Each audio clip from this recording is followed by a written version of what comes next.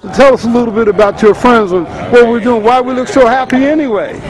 We're here this evening to actually talk about our California Reducing Disparities project, and that's a project that discusses prevention and early intervention among the black population. So people of African ancestry. Look, you guys come in all shades and colors. Yes, I like we do. that. Okay. We are very diverse. We're diverse not only in our physical characteristics, but also in our thinking processes and those things in which we believe and what it is that we think that's good for us. So we're here to talk about what's good for us. And in general, what were you going to speak about tonight? What was the plan? Well, we have completed a report calling the California Reducing Disparities Population Report for the African American population. The title of it, We Ain't Crazy. We're just dealing with a crazy system. And so in this report, we talked about the different problems that our people are facing in receiving appropriate mental and behavioral health care, a service delivery problem.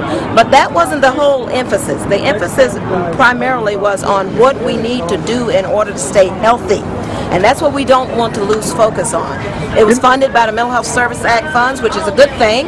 And it was just not only a African American project, but we also have Asian Pacific Islanders, Native Americans, Latinos, lesbian, gay, bisexual, transgender populations. And each one of the populations have told their story about what's important to them. So, every time I come and film you, there's always so many people. Who are these people? Why are you always surrounded by so many people? Well, we use an engagement process.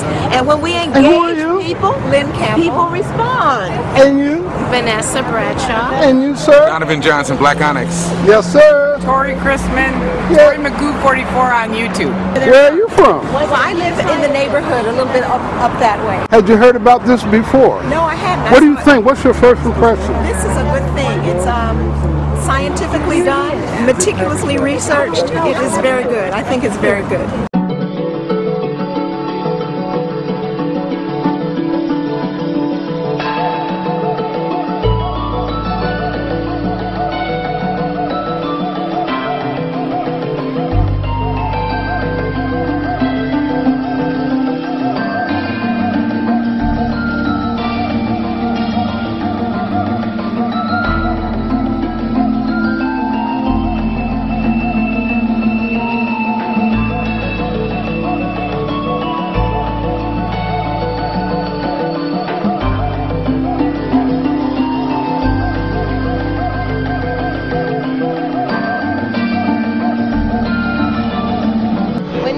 In the executive summary, this is a table that identifies the different methods that we use to collect our data.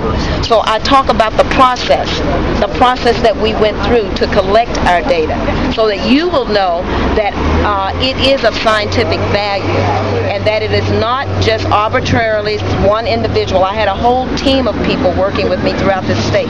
We had 58 consultants and advisors. So you'll find that, you'll read it, and you'll find it all documented. I purposely wanted to be there so that when people ask that question, how did we do this? Where did this information come from? What is it about? It's about the lived experiences of people in the state of California.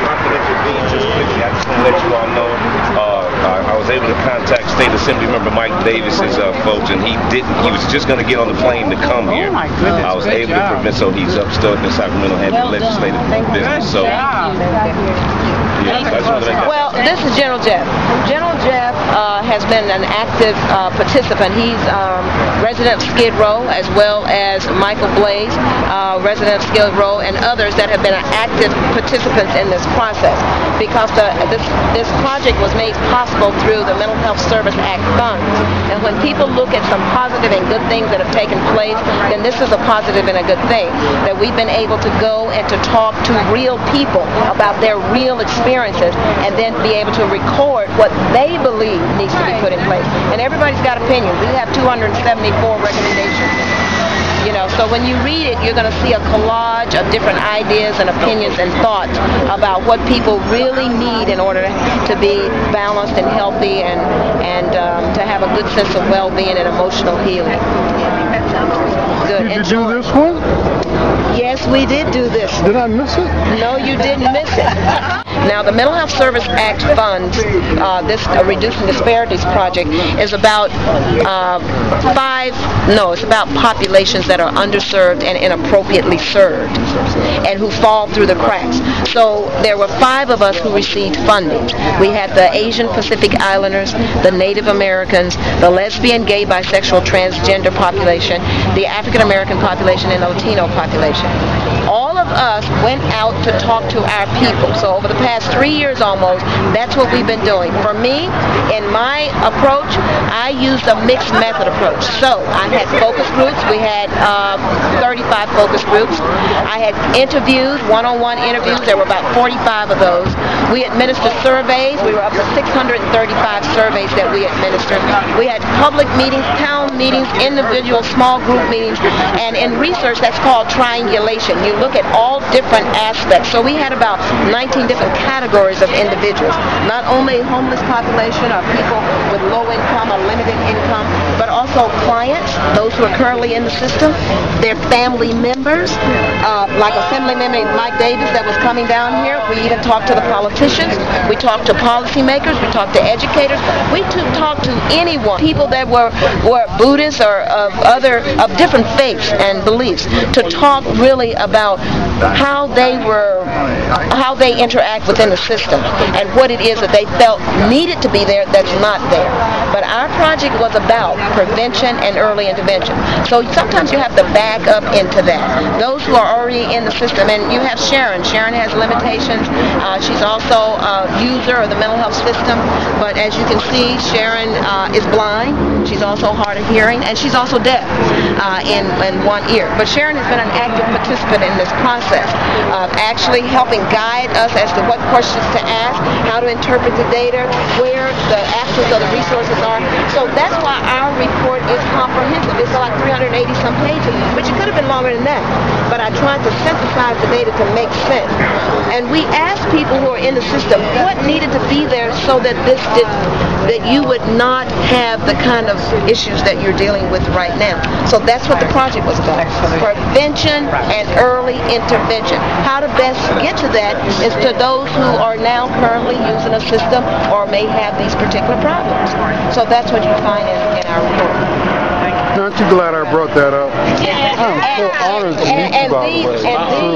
This particular document is a directory of mental health providers that are black in the state of California. And you'll find many different types of providers in there, including psychiatrists, psychologists, licensed clinical psychologists, licensed clinical social workers, marriage and family therapists. And what I encourage, like with all of our work, you will have to contact these people to talk to them to see their perspective, because they all do not practice the same. And so we encourage people to contact individuals, talk with them, but at least you'll know that they're there and you have their information. It's left up to you again to investigate. As you were talking about the discussion earlier, you got to investigate and to find out if this is a particular position that you hold or want to embrace. I'm glad you said that. Thank you. It's on the back, and when you look on the back, all of the contact information is right here. You can go to the African American Health Institute website, and on the website you'll find all of this information. You can download it and share it, email it, do whatever you want to do. Yes, I am.